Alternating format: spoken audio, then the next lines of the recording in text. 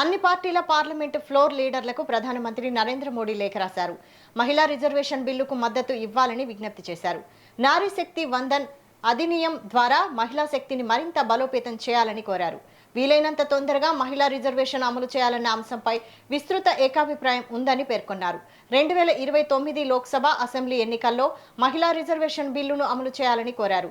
మహిళలకు రిజర్వేషన్ వల్ల ప్రజాస్వామ్యం మరింత బలోపేతం అవుతుందన్నారు.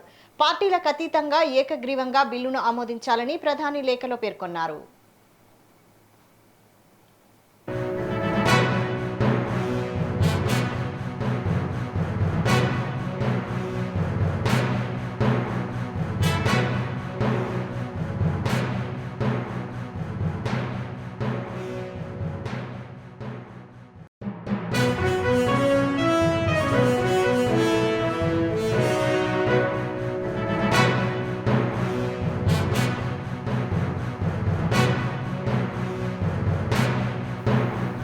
అన్ని పార్టీల పార్లమెంటు ఫ్లోర్ లీడర్లకు ప్రధానమంత్రి నరేంద్ర మోడీ లేఖ రాశారు.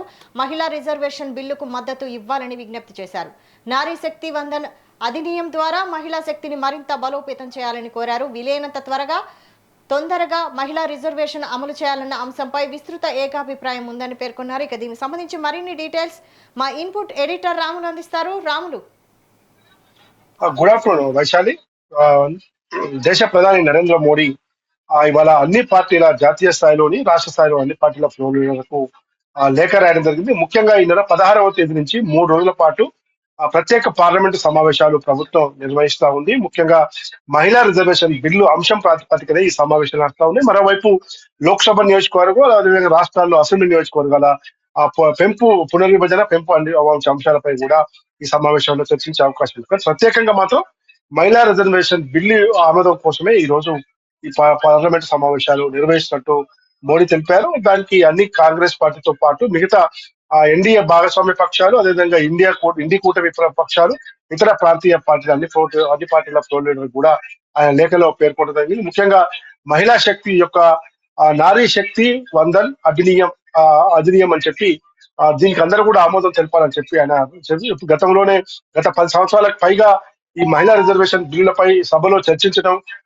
మళ్ళీ వాయిదా వేసుకోవడం వంటి పరిణామాలు పరిపాటిగా జరుగుతా ఉన్నాయి. ఈసారి ఎట్టి పరిస్థితుల్లో కూడా మహిళా రిజర్వేషన్ బిల్లును ఆమోదింపజేసుకునేందుకు అన్ని పార్టీ కూడా మద్దతు పలకాలని చెప్పి ఆయన పార్టీ ఫ్లోర్ లీడర్లకు లేఖ రాయడంతో పాటు సొంత పార్టీ బీజేపీ ఎంపీలకు కూడా బీజేపీ అధ్యక్షుడు బీజేపీ లోక్సభ మరియు రాజ్యసభ సభ్యులందరికీ కూడా విప్పు జారీ చేశారు. ఈ 3 రోజుల పాటు జరిగే సమావేశాలకు ఎట్టి పరిస్థితుల్లో కూడా ఎవరు కూడా మిస్ కావద్దని చెప్పడం జరిగింది. అయితే దీనిపైన మాత్రం కాంగ్రెస్ పార్టీ అధ్యక్షుడు మల్లికార్జున ఖర్గే కూడా నరేంద్ర మోడీకి ఒక లెటర్ రాయడం జరిగింది. ముఖ్యంగా వైపు 5 రాష్ట్రాల ఎన్నికల ప్రక్రియ ఇంకా ముగియలేదు.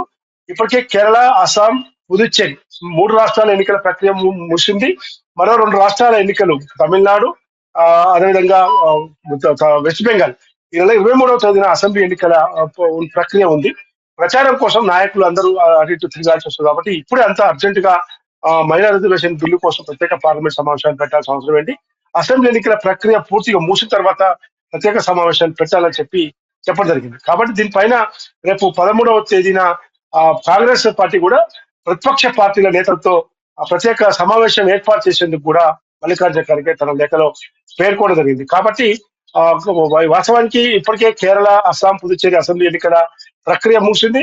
ఇప్పుడు తమిళనాడు, వెస్ట్ బెంగాల్లో ఎన్నికలు జరగాల్సి ఉంది. 23వ తేదీ లాస్ట్ కు ఎన్నికల ప్రక్రియ ముగిసింది. కాబట్టి ఎన్నికల ఫలితాలు వచ్చిన తర్వాత కానీ, లేదంటే ఎన్నికల ప్రక్రియ ముగిసిన తర్వాత కానీ ప్రత్యేక పార్లమెంట్ సమావేశాలు పెడితే బాగుండేదని చెప్పి నరేంద్ర మోడీకి ఆయన రాష్ట్ర లేఖలో పేర్కొన్నారు.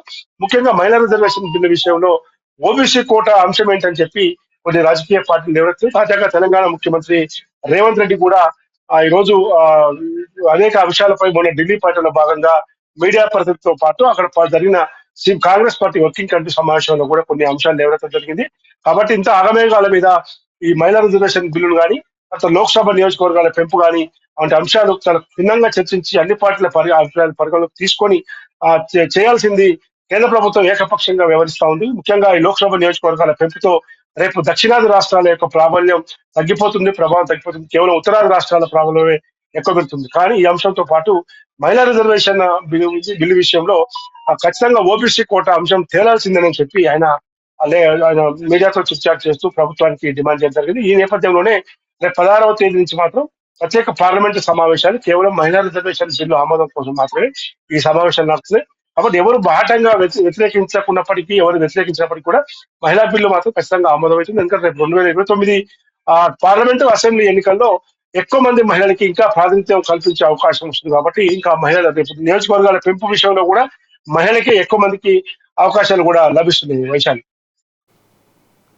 Okay, right, thank you Ramulu.